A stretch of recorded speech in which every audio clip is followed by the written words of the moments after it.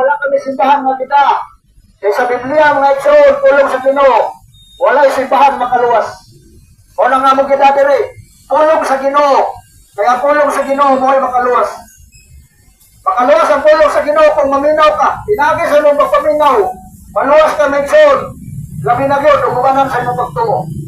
Ang pagtuo, o sa putangan sa inyong pagkaluwas, mga igsoon. O na kami, nagdala kami diri, pulong sa Ginoo. Yari sa nasulod sa mga igsoon sa Biblia. Ang uban mga igsoon, dili mo ito Biblia. Kaya binuhat ra kuno sa tao. Pero mga igsoon, sultihan di ka. Kung di ka man masultong Biblia. Ako riyagyo ka ni mga igsoon. Tuhoy lang ang pulong sa Ginoo.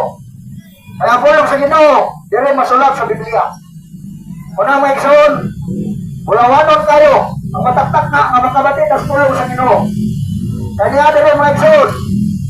Iyang isukong. Kapadlakaw ka mo. Kung iwali ang mayong balita. Ang among kinala din mga igsoon, mayong balita, mayon sa kaluwasan. O ka na, mga igsoon, kaluwasan sa atong kalag. Ang atong kalag, may atong lason mga igsoon. Dili kaning atong lawas. Kaya ang lawas mga igsoon, sa abog gikan, sa abog sa pauli. O ka na, mga igsoon, ang atong lawas, dili na kani malangit mga igsoon, kung dili ang atong kalag.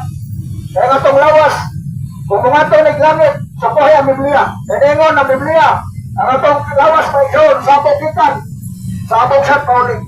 Una ka kami diri may igsoon, nagpadangat kami sa pulong sa Ginoo, bayan sa kaluwasan, maghatag ni Kristo may igsoon. Kaya ang kaluwasan ang gihatag ni Kristo. Dito, dosunsi, ipatayag na sa mga tao may igsoon, ipakita na. Dito, dosunsi, ang grasya sa Diyos sa dalang kaluwasan, ipakita na nga sa mga tao. Una, ang mga tao mo wala makakita, wala makabati, ano yan kami din karon? Karon makakita kamo makabati, makakita kamo kanamo, nga nagwalay dili, kung makabati kamo sa pulong sa Ginoo.